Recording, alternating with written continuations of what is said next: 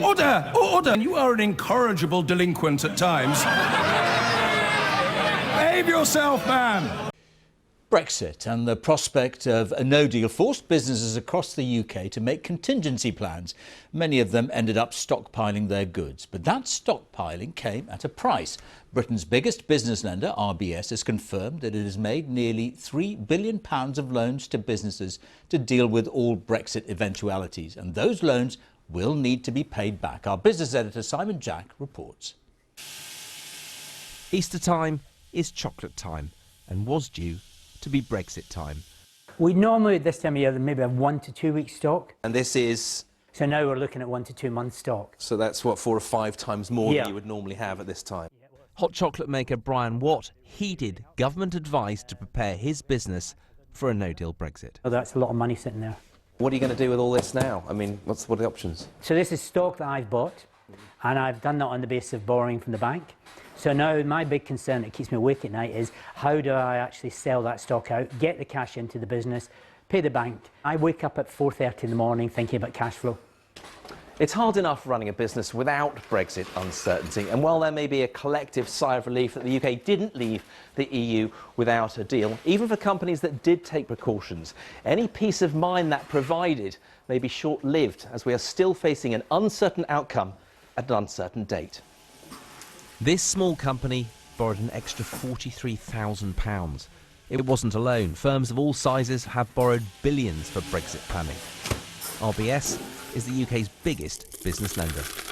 We set aside £3 billion. The vast bulk of that is now committed. It's there to support stockpiling, supply chain related activities and also trade related activities. And given we've gone through this cliff edge, which many people were stockpiling for, are you now going to ask for that money back? No, it's still too uncertain for customers to actually decide what they're going to do yet. They need to know how we're leaving and when we're leaving before they take those decisions.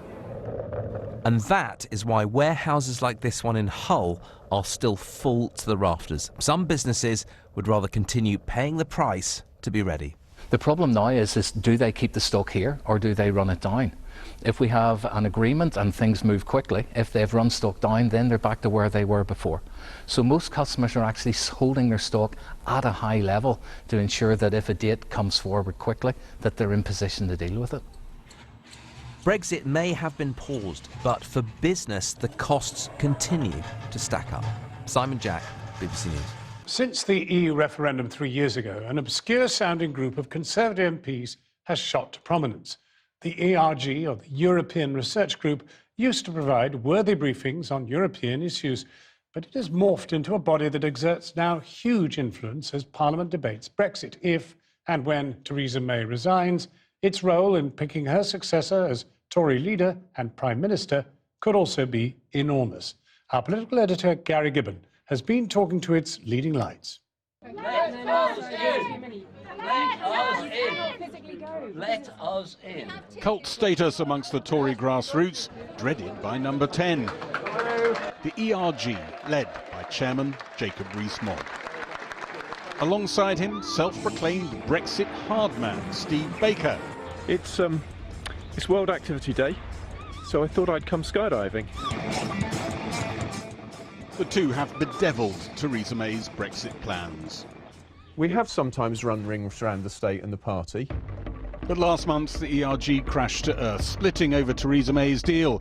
Steve Baker, one of 28 who stayed opposed. Jacob Rees-Mogg voted with the Prime Minister. Brexit Day was pushed back 6 months to October. Critics of the ERG within the Conservative Party, who are licking their lips at the moment, watching you go into different lobbies on the last meaningful vote, hoping that they've got one over on you. Do you have a message for them? I think if people think that they have done so jolly well, they should look at the vote on the extension to the 30th of June, when 99 Conservatives voted against and 80 abstained. That is a comfortable majority of the Parliamentary Conservative Party were against the extension to the 30th of June, let alone to the 31st of October. So I think people shouldn't rub their hands with glee too early. 8 years ago, David Cameron's coalition government was shaken by a record-breaking rebellion by Tory backbenchers, pushing for a referendum on EU membership. The pro-Brexit Conservatives for Britain group of Tory MPs helped to terrify David Cameron into having a referendum. After that referendum, they regrouped as the European Research Group, trying to hold Theresa May to delivering their kind of Brexit. There was some research done, but this was more about influence and power. It's an extremely powerful pressure group, yes. Around about maybe 100 members or thereabouts, which is more than I think about 2/3 of all Conservative backbenchers, and therefore it's a very, very powerful group indeed. They provide excellent briefing and... they give you the line to take? Very well, they don't need to. Once they give you a clear view of what's on offer, I think you naturally choose the right road, shall we say. At Chequers last summer, Theresa May's Brexit plans firmed up. Anger bubbled up in the ERG's WhatsApp groups. ERG MPs threatened voting strikes, lining up for battle with Number 10. Technology is just a means of communicating faster, but is it very useful? Yeah, of course it is. You bet. Again, it looks a bit like a party within a party, the WhatsApp group. Well, look, deciding your own lines, people chipping in, what's our line going to be on this, and then confirming a line, and then everybody's intended to stick to the line. I think it's always very important in politics that there is message discipline. Oh, we're definitely not a party within a party. We don't have the discipline of a party, we don't have the structures of a party, and we're a ginger group within the Conservative Party and no more.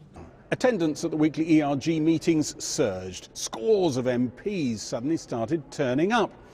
Senior figures in the ERG were regularly, it seemed, being plucked for ministerial office in the hope of neutralising the organisation's effectiveness. And infiltrators, spies, were spotted round the room. I'm honestly not consumed with who the they're all colleagues, they're all beloved brothers and sisters in the cause of conservatism and good governance.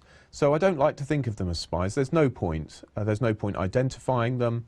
There's no point talking about them. There's no point being mean-spirited about them, criticising them or anything else. But what I've always sought to do is make sure that the messages they received were the messages that I wish to have conveyed to Number 10. Turns out he's a very popular man today. Late last year, the big names of the ERG decided Theresa May must go and demanded a vote of no confidence in her leadership. I think a coup is when you use illegitimate procedures to try and overturn somebody who is in office. She defeated this challenge, and under Tory leadership rules, that could mean she's safe until this December. Even after Theresa May survived the vote of no confidence, the ERG carried on talking about how the clock was ticking down to their Brexit date with destiny, the 29th of March. Their big problem was it underestimated just how nervous Theresa May was about a no-deal Brexit. Her private thoughts, nothing like her public rhetoric. You'd underestimated how right. resistant she was to no deal. That was your miscalculation. Yeah, you're absolutely right. Yes, that was my miscalculation. I made the mistake of believing a British Prime Minister, which actually historically can often be a mistake. I am making a criticism myself of a degree of naivety. You've got Boris Johnson and David Davis, and you've got Dominic Raab and Esther McVeigh, you've got Penny Mordaunt. You have streams of talent within the Conservative Party who would be very capable of leading a proper Brexit. When a contest comes, it'll be a challenge to the ERG to unite around one contender. MPs in the group are already backing different pro-Leave potential leadership candidates and reserving a cool reception for one in particular. Michael Gove is a man who I am absolutely sure seeks to do what he thinks is best in the nation's interests. What he has thought, though, has often stood at variance to some of the rest of us.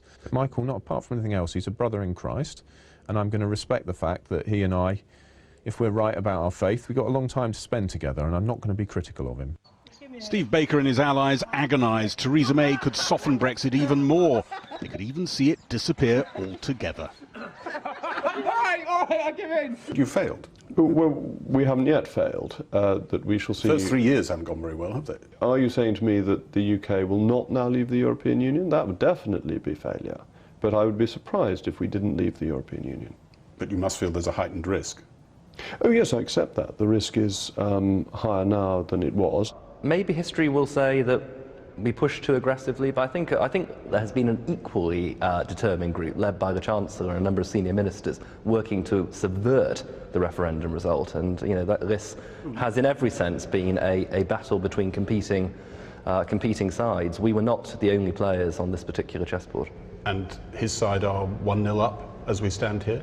To continue the chess analogy, it's stalemate.